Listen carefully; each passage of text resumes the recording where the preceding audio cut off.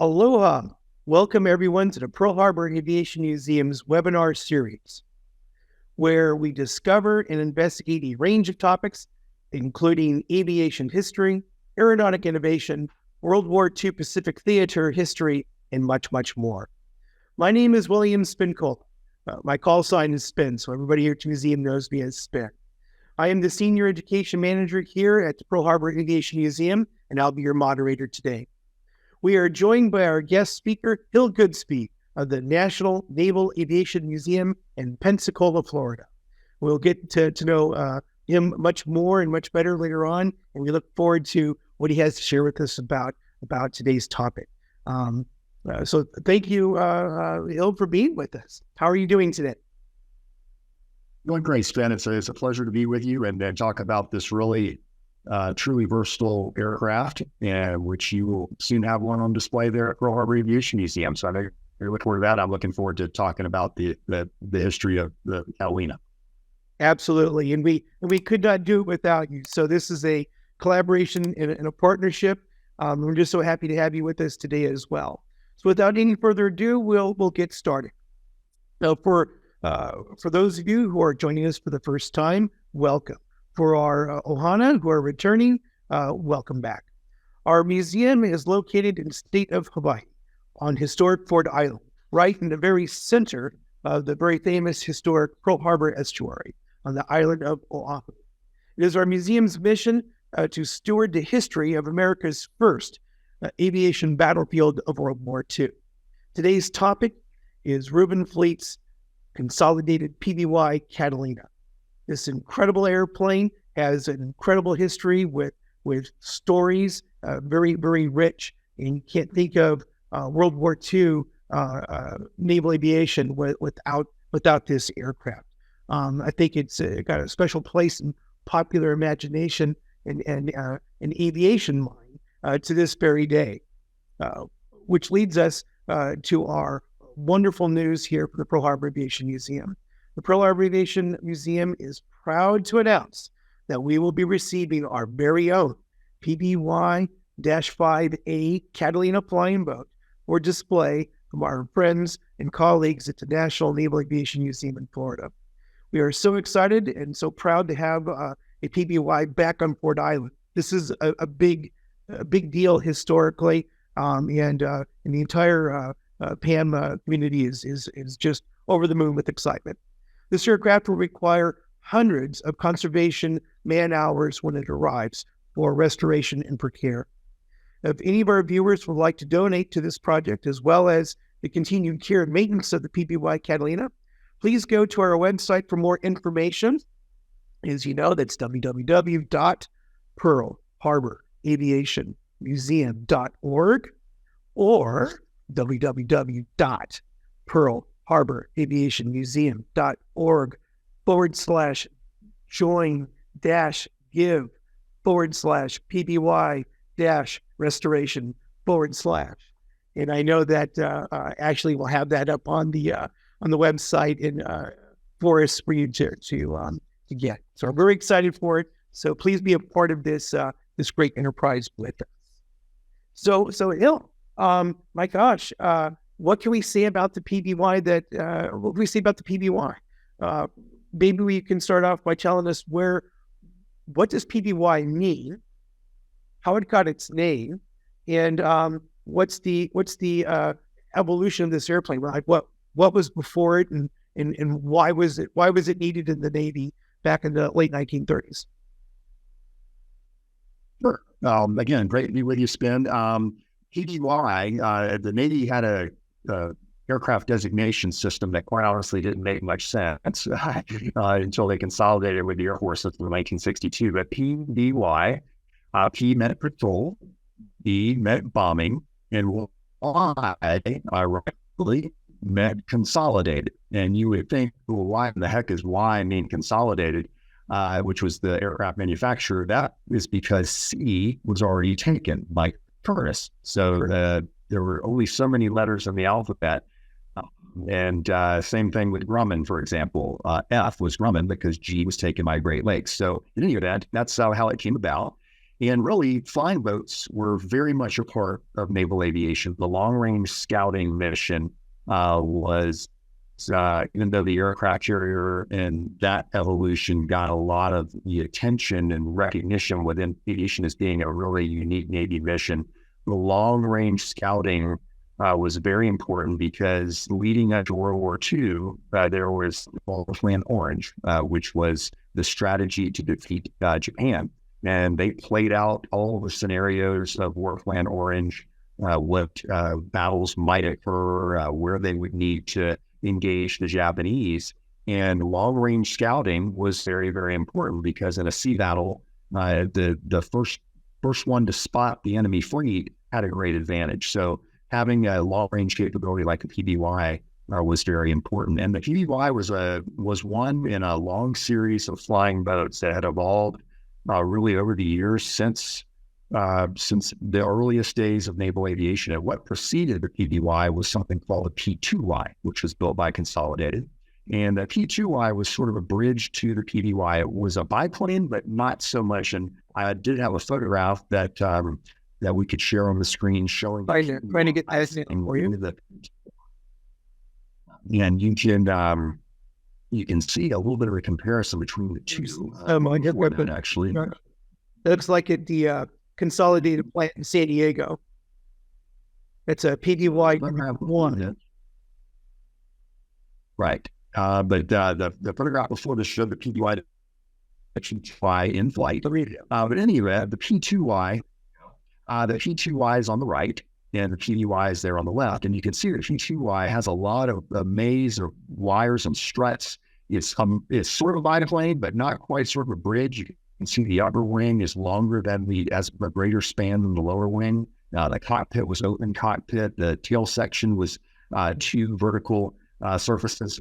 And you can see that is what the PBY evolved from. And if we can go to the next photograph, the one you had before the Consolidated plant, we'll be able to see what was a key feature of the PBY. The parasol wing, that means it's a wing that's not connected, actually, or attached to the fuselage. So the parasol, the wing was actually connected to a pylon, which you can see being built here on top of the hull of the PBYs here under construction.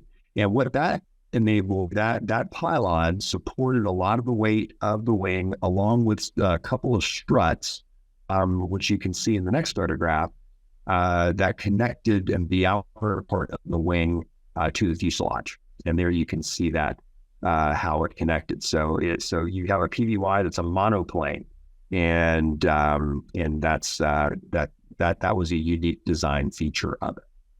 You can see in this photograph the boat hull. So it's an amphibian, and how important that is for a theater of war where there's no runways. As long as you have a lagoon or a harbor or a calm sea, you can sit down and have an airfield.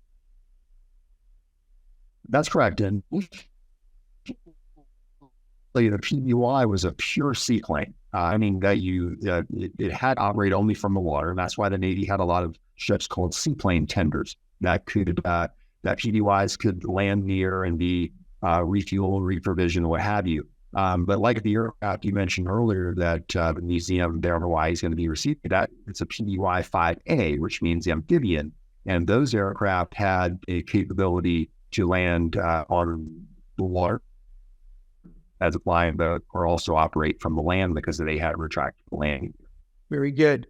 And then the whole idea of seaplane tender, right? So by the late 1930s, the Navy had several. You had submarine tenders, destroyer tenders, and the seaplane tender. So it could deploy with the battle fleet and set up somewhere and essentially be a seaplane base, right? So the ship had cranes to bring aircraft on board. It had the machine shops to do repairs. It had ordnance. So it was a mobile base for the aircraft itself as it would deploy out for War Plan Orange across the Pacific. Absolutely. Not like they could be out in the middle of the Pacific in heavy seas. They had to be in relatively protected bodies of water because landing these things in open ocean, it wasn't necessarily conducive to them taking off again. And even in protected bodies of water, one PBY crewman humorously told me once that the most vital piece of equipment on a PBY was a healthy supply of number 2 pencils, because when they hit the water hard, rivets would pop all over the place in the hull, and they needed to cram those pencils in. But yes, it did give them a base of operations, but also what a big advantage of PBY and seeing how long that they can stay in the air. So how long could a PBY stay aloft? What was what would be like an average patrol? Do you have any background on that? Well, just a lot of it depended on what the mission was, what ordnance was being carried. Longest mission I've ever seen recorded in a logbook, and this did include a landing to rescue a crew of a down B-17. It was an 18-hour mission. Not all that time was in the air, but it was well, a lot of it was. So that gives you an idea of what these things was. So not a real fast aircraft, right? So it's cruising under 200 knots, but just a very efficient wing, very just incredible long legs, especially over the ocean for patrol. So you don't really need speed. It's the range. I think it was the emphasis on this design. Well, absolutely. And it has some unique features on the fuselage. If you advance one of the photographs, you'll see some views of what are known. You can see them here in the photograph on the screen, are known as blisters. And you can see them there. And the next photo will show a close-up. And they were on each side of the PBY. And those blisters were used by the air crewmen who were on board. And that was where PBY's defensive armament was, because the aircraft was slow, not maneuverable, and it didn't have a fighter escort. They were really challenged in the air-to-air environment if they encountered enemy fighters, and their only line of defense essentially were these machine guns that were located in the blisters, and there was also one in the nose section in some models. And that's about all they had. But the blisters were very conducive to another mission that we'll get into later, the PBY, which was the Dumbo mission, as they called it, which was air-sea rescue. So many an air crew, a downed pilot, air crewman, was pulled to safety from their life raft through these blisters during the course of World War II. So the blister also, it's just an incredible observation platform for the crewmen, right? So this is, you're flying at 6,000, 8,000 feet over the ocean. In that blister, you can see a great distance. Do we have a photograph? Absolutely. Of rescue? Yeah, absolutely. That's a great point, Spen. It was a great observation platform, and that's where PBYs gained their initial fame.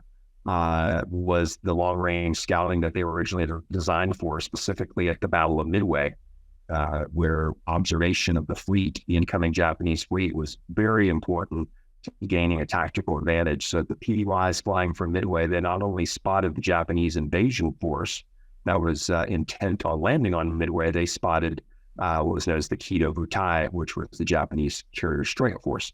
And so having those PBYs as the eyes of the fleet really provided strategic advantage. And at Midway, there were a number of air crew that went into the water, and the PBY executed that mission called Dumbo as well. And people have asked why they followed the Dumbo mission. One thing, if you look at a PBY flying from the forward or from the front, the high mounted wing almost looks like Dumbo the flying. Dumbo's ears, right? Yeah.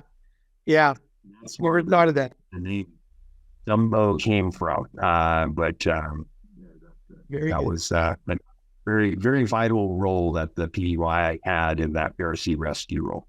So let's quickly kind of enumerate all the missions that the PBY was tasked with during World War II, right? So we had this initial primary overriding mission of long-range, overwater patrol and reconnaissance, right? So we have that. Then we're talking about the Dumbo mission, which is search and rescue. And I would add combat search and rescue, right? Because it could be flying, but in contested seas to look for downed crewmen. So search and rescue or combat search and rescue. What other missions could we anti-submarine warfare? Was that a mission for the PBY? Submarine warfare was a key mission in both the Atlantic and the Pacific, but primarily the greatest fame you hear of for anti-submarine warfare from PBY was in the Atlantic theater. There was a very unique squadron called VP-63.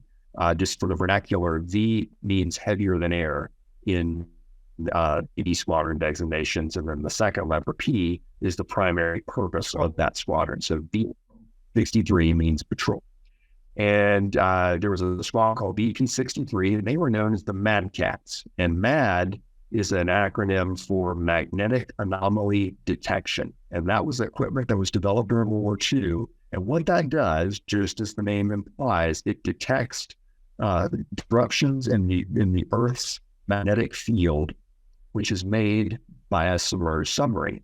So VP-63 ultimately operated from a base called Port Layouti in then called French Morocco, and they flew over the Mediterranean, and they would fly these racetrack patterns near the Strait of Gibraltar and use their MAD gear. And as they would fly over and they would detect a submerged submarine, and they would drop a string of flotation devices along that track that the submarine was on. And then they would fly over, and they had these retro rockets that were underneath the wings along the depth charges. And they would launch those against the U-boat. So in effect, the Mad Cats by war's end had effectively shut off the Mediterranean to U-boats. And they also carried submarine warfare in the Pacific as well. And I mentioned the Mad Cats. There was also a squadron called, a number of squadrons actually, that were called Black Cat squadrons. And the reason they used the term cat is the PBY's nickname was Catalina. And that was actually a nickname that was bestowed on the airplane by the British. It was the British bestowed on it. So the Black Cat squadrons were unique, and they operated in the Pacific totally. And what they were squadrons. They painted the aircraft black. A lot of the painting wasn't factory type painting. It was on the fly painting in the theater. So there are a number of pictures of those Black Cat squadrons. You'll see the black paint peeling off here and there. But they flew them at night, and because of the aircraft's long range and endurance, really the ability to stay and loiter over targets, they would fly them at night and would use them just to attack Japanese land targets in the Pacific and island and shipping if they came across them. And so that was a very important part of the PBY's attack mission or bombing mission in the Pacific theater. And they also had, they were equipped with radar. Here's a picture of a Black Cat, and you can see that on the wingtip, particularly, and the wingtips incidentally on the PBY lowered to form wingtip floats when the aircraft was taking off from the water and also landing. And so you can see on this particular photograph, the starboard wing of the Black Cat, you can see the paint has been taken off naturally because it was plowing through water. Right. So Black Cat was a very, that was a night bombing or platform that they carried at great success in attacking Japanese positions throughout World War II. And you'll see in the picture right above, in that picture, you'll notice at the top, and then the radar antenna, one name for it was the Hay-Rate, because it resembled exactly what it was. And that's an example of the radar antenna that were affixed to the PBY during as the war progressed, and the U.S. made greater use of airborne radar. Well, we talked a little bit about the Catalina at Midway, flying from Midway from tenders, looking for the Japanese fleet, doing that classic mission. And we also talked about the Dumbo mission, and now this Black Cat night attack mission. So when does radar come into the aircraft? Because when they were using the PBYs in the Guadalcanal and in the Solomon, going after the Tokyo Express naval surface force at night, did they have radar then in 42, 43, or does that come later in the war? I think they started to perfect it a little bit later in the war. They did have radar direction that could be done from ships and everything, but the airborne radar just evolved as the war progressed. So that's a good question. I'm not positive that whether it was there at the Guadalcanal time frame, but it did come in, I believe, a short time later. But the PBY was was pressed into service to actually deliver ordnance it wasn't designed to deliver. I mean, it was a bomber, and actually the PBY carried the northern bomb sight initially because they thought it was going to be an altitude bomber. And but primarily it carried bombs, carried deck charges, and there are a few unique occasions actually made a torpedo attack. And torpedo attacks are you're pretty vulnerable when you're making a torpedo attack, because early in the war, the U.S. torpedoes were not the most effective torpedoes. They had to enter the water at a prescribed speed, a prescribed angle. Otherwise, they would go off course. Sometimes they'd break apart.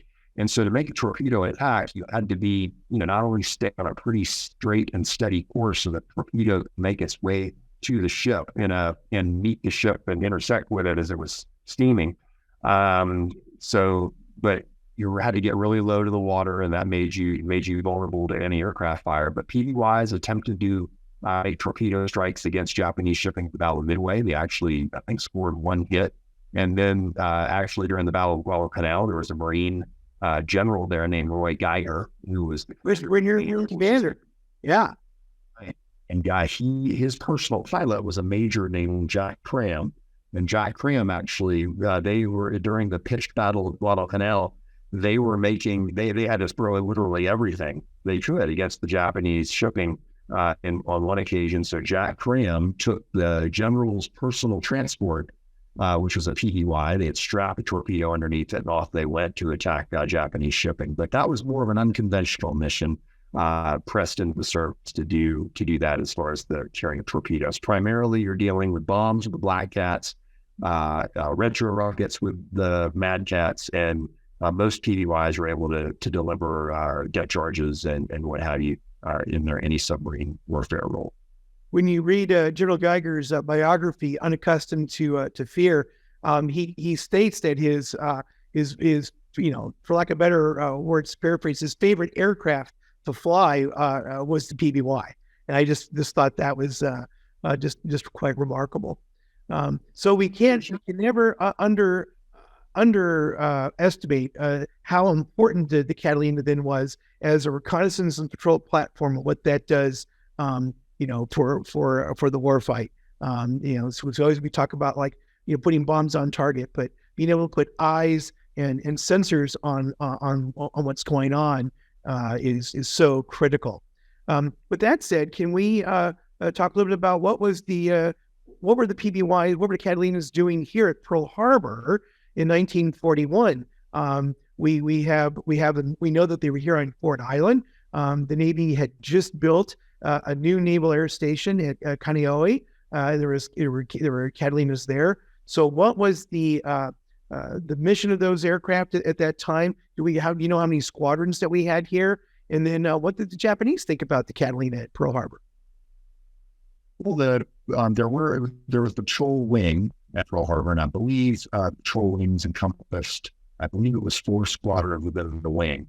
And their primary mission at that time was the scouting mission. At that juncture in the PBY service in December 1941, they were designed to be the long-range scouts, and they were flying some scouting missions around that time. But like a lot of the aircraft that were there during the attack on December 7th, a lot of them, because of various reasons that history is reported over years, of dispersed and why they weren't in the air ready. A lot of them were spotted on the flight lines or along the waterfront when the Japanese came. But that was envisioned as their primary mission, as being to fan out from Pearl Harbor and search for the Japanese. And the mission I mentioned earlier, the 18-hour mission, that actually occurred in the weeks after Pearl Harbor, when a Navy aircraft went out to search for and ultimately rescue the crew of the long-range B-17 that had to ditch to the west of Hawaii, doing some long-range scouting. So that was the envisioned mission of the PBYs at that time. And it obviously the Imperial Navy understood the Catalina as being a significant reconnaissance platform a high valued asset that needed to be eliminated, right? Because they certainly targeted here on Ford Island, Hangar 6, where the Catalinas were positioned, and then at Kaneohe, that was certainly something they wanted to knock out on the ground and did not want in the air. So the Japanese, by their action, demonstrate their appreciation for the aircraft's capabilities and threat to their force. And then the Japanese themselves, along these same lines, looking at fighting the same war, developed their own series of flying boats that were similar to the Catalina. What I'd like to ask you about Pearl Harbor, though, we have a very famous young ensign that was here at Pearl Harbor, a PBY pilot, Tom Moore.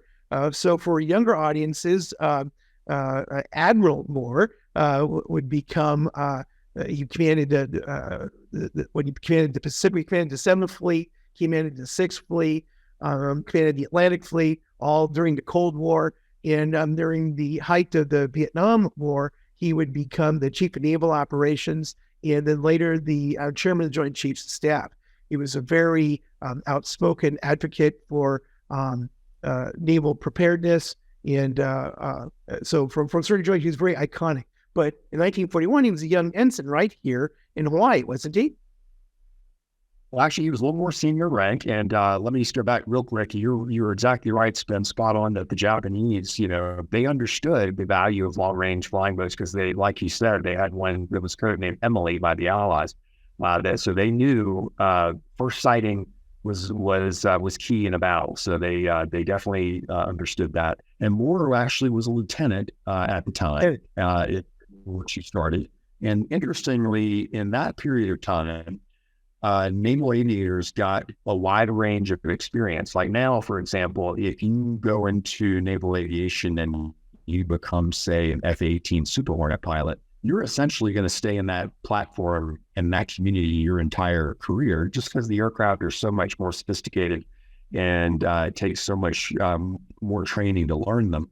In the time of later Admiral Moore, Lieutenant Moore, they in the pre-war years, you could find yourself as in a fighter squadron one tour and then flying boats the next tour, so it was a lot more wide range of experience. And he ended up in the Philippines, which was just like in attack on Pearl Harbor. When the Japanese attacked the Philippines, they wanted to knock out as many of the PBYs and other aircraft as possible. Some did survive and were carrying out long-range missions, and Admiral Moore's aircraft was actually shot down by Japanese Zero fighters.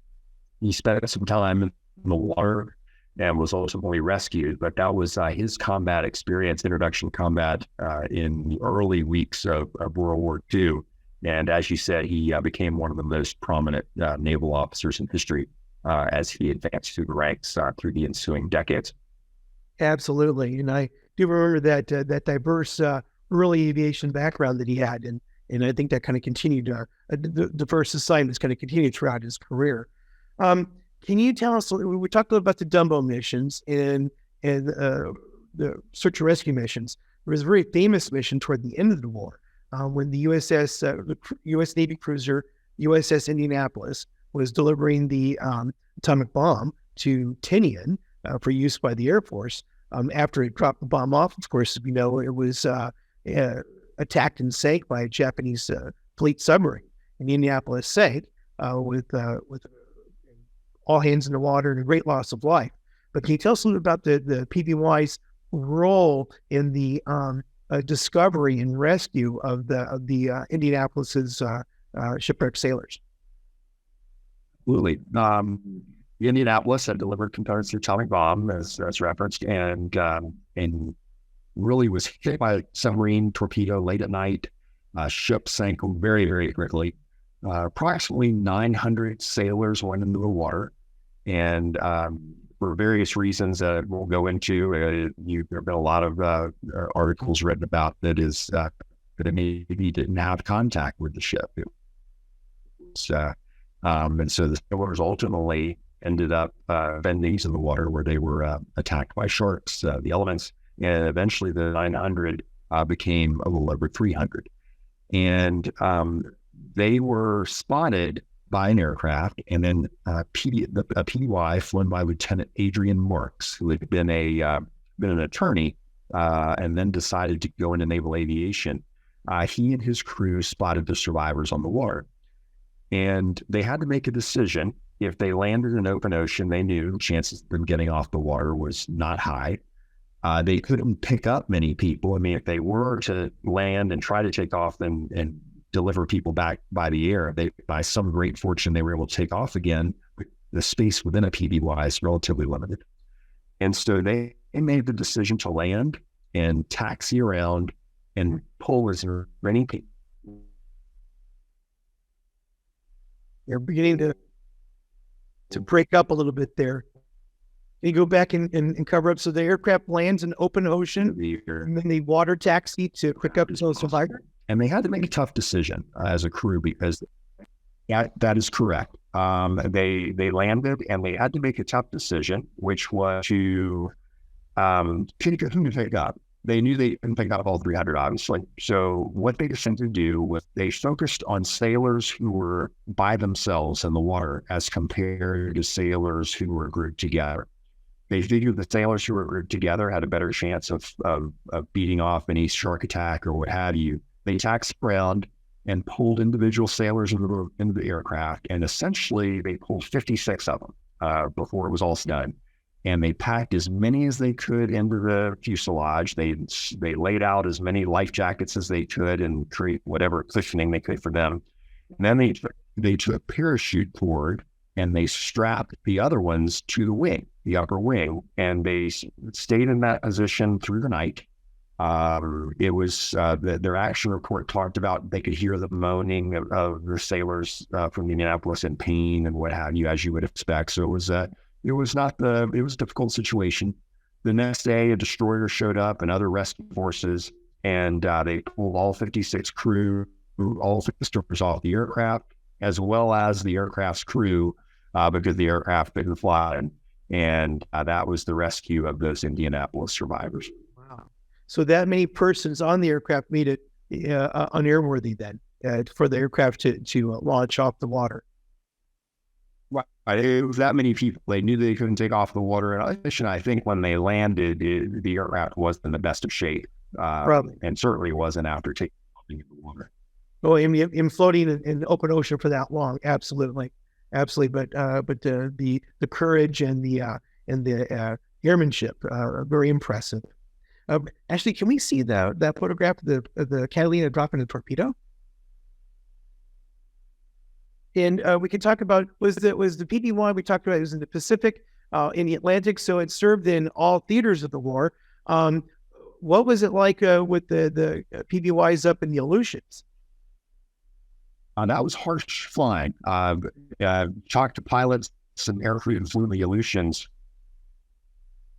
The weather was almost as much of a threat as, if not more, than the enemy. So you can imagine what it must have been like flying those long-range missions in the very harsh conditions, and then actually finding your way back to base. You could be in the middle of a blizzard. You can be in the middle of a very difficult weather situation. And so there are some really interesting photographs of them operating from airfields in the Aleutians. These were the PBY 5A versions that we referenced earlier, and just landing and splattering mud all over the place. And there's a good picture right there. That captures just the terrible operating environment that existed in the Aleutians. So it was the edge of the earth, really, as far as the PBY operations were concerned. That's a great point. I think the Catalina was operating at the edge of what was capable throughout the war. Here's the image. It looks like it's either in Alaska or over Iceland in the Atlantic. So it's in extreme cold environments in Arctics.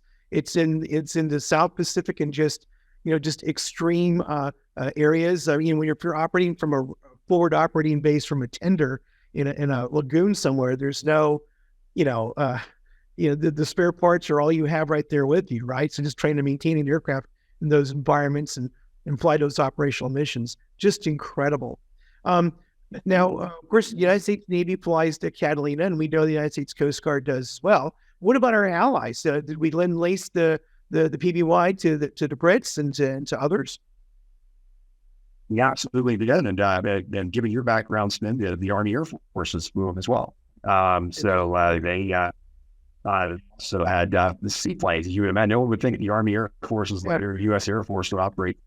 They did. And also served, they definitely were on lend lease to a number of nations. Nations like Brazil actually had them, but a prime example of these, or prime ally, obviously was the British, which they used them on lend lease. And interestingly, we had, just like they do today, there's exchange programs that can fly with the air forces of foreign nations. And that existed during World War II. It wasn't as a formalized a program as it is now, but when the PBYs were operating and we were supposed to be technically neutral, there were U.S. naval aviators that flew British craft, the British PBYs, and one of them was Ensign Leonard Smith. Tuck was his nickname. And he was actually flying the aircraft that spotted the Bismarck in that famous chase and battleship. And so that was certainly something that was kept secret at the time, but was something so that's quite amazing. So not only was the PBY instrumental in initially finding and tracking the Bismarck in that important event, but then an American naval aviator was flying it for the Brits. That's amazing. It's important. Another interesting individual who flew, and there's some other things for PBY. Another one, interestingly enough, was a father, the NBA basketball star Pistol Pete Maravich. His father, Press Maravich, was a PBY pilot, and flew. He was a PBY pilot right during World War II, and then went on to coach Costello, including his son, Pistol. Well, can you share with us what would be in the Pacific Theater, at least, what would be the PBY crew? How many persons? What would their role on the aircraft be? Well, it fluctuated over depending on the mission, but primarily you have the pilot and co-pilot. In the early days, you would actually have a bombardier, but that sort of went away in those section there when they have the northern site. Then you had generally another officer who was the navigator, and that, along with a couple of enlisted support, enlisted radio. Then you had various air crew that manned the bush. And this is a good example of showing the breakdown of a crew. This is a unique aircraft that's in the collection of the Naval Aviation Museum at Pensacola. It's called the Cutaway PBY. And there's a neat story behind it, which I will get into after I tell you about the crew a little bit. But if you look at this Cutaway, the unique position in the crew, it's in the center there. His feet are sort of hanging down, and that was the flight engineer. And he was positioned in the pylon upon which the wings sat. And his job was to monitor the engines. And in what would be today considered very primitive, but at that time was sort of advanced, the pilot could actually send a signal, hit a button in the cockpit, and it would illuminate something on the control panel for the flight engineer to check a certain element of one of the two engines, a certain thing about it. But one thing about this position, you are literally right underneath the wing and the engines are spinning right next to you. So I never met a former PBY flight engineer during my 3 decades at the museum that was not have significant hearing loss, because it's a very loud, imagine or wearing metal. So that's essentially what the crew was. Again, it varied sometimes based on the types of mission. That was the core crew. But just interesting, this photo shows the PBY. The fuselage of a PBY is actually, or it's real. It was a PBY, speaking of foreign aircraft operators, it was supposed to go to the British on lend lease, and for whatever reason didn't make it. And had an accident at Pensacola that during a training flight that prohibited it was can you hear all that?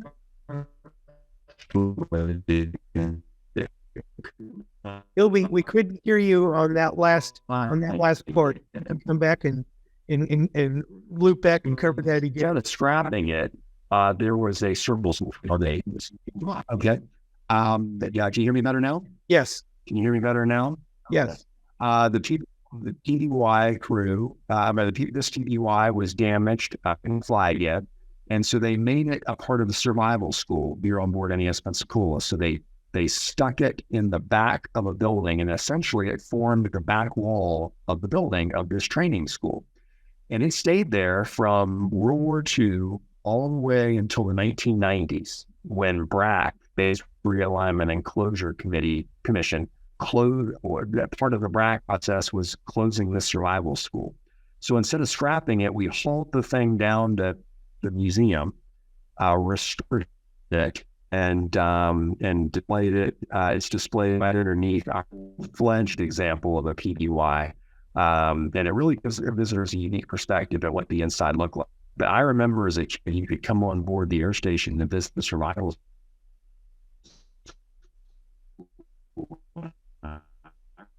We're losing you again. What it gonna buy look at it. So it was very, very neat. So Hill, we lost you on that. I got that you saw this exhibit as a youth when you came on board the Naval Air Station, and now here it is in the museum. Is that correct? That's correct, Stan, and that was the last thing I said. So you didn't miss anything after that. Oh, very good.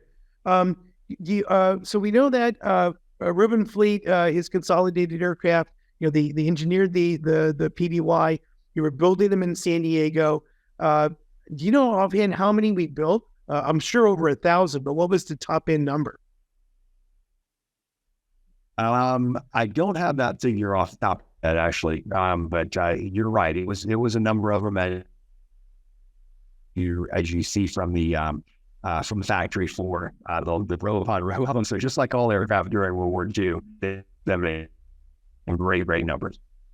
And was it built? Was the Catalina built by the Brits? Did we allow others to build it? I don't recall seeing that data.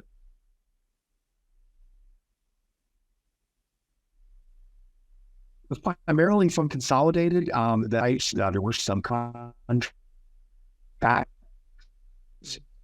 were lent out to other companies to build what was in effect the but primarily it was a consolidated effort during the construction phase of these particular types of aircraft.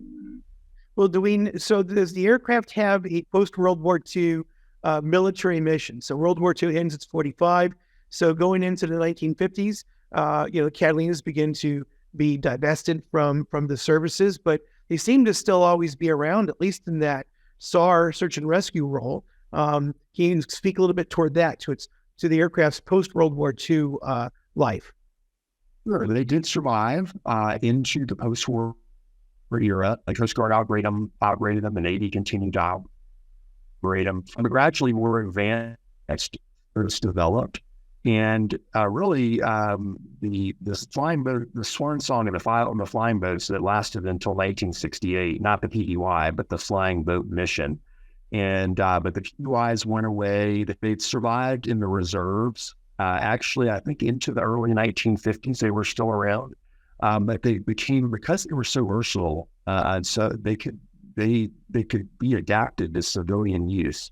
And for example, I think there's a picture in the slide deck that I found that shows a PBY that was operated by Air France. So they took the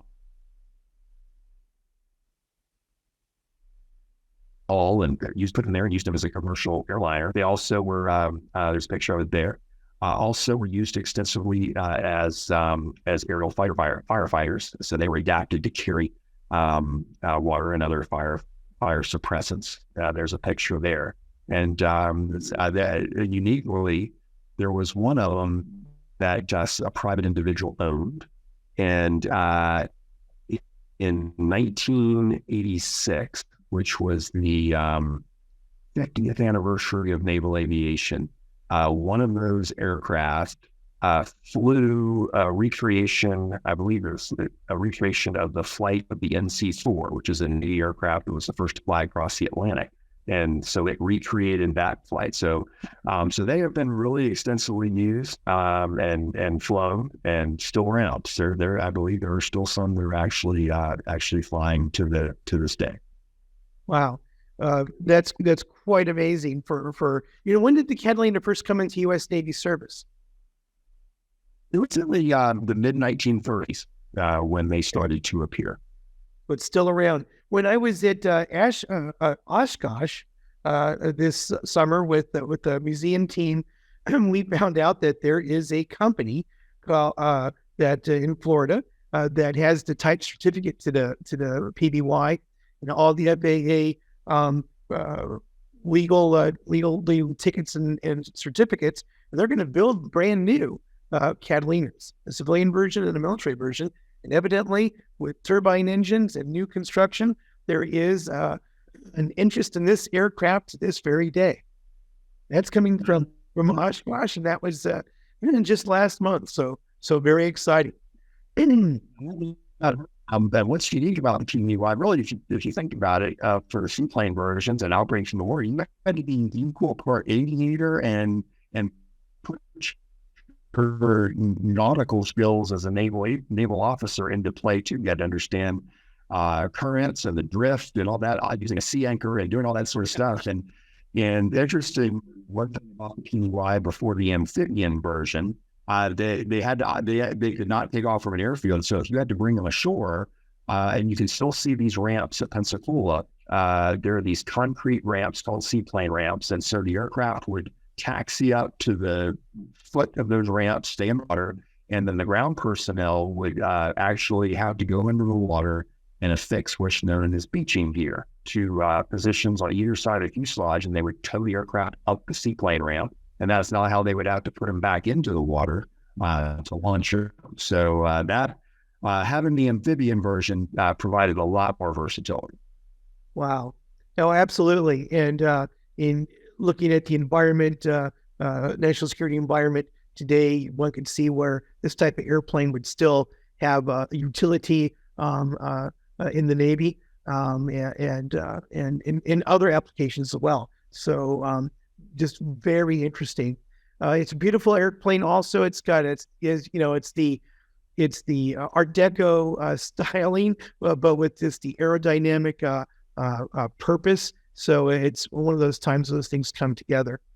Hill, before we start to wrap up here, do you have any last thoughts you'd like to share with our viewers about the PBY Catalina?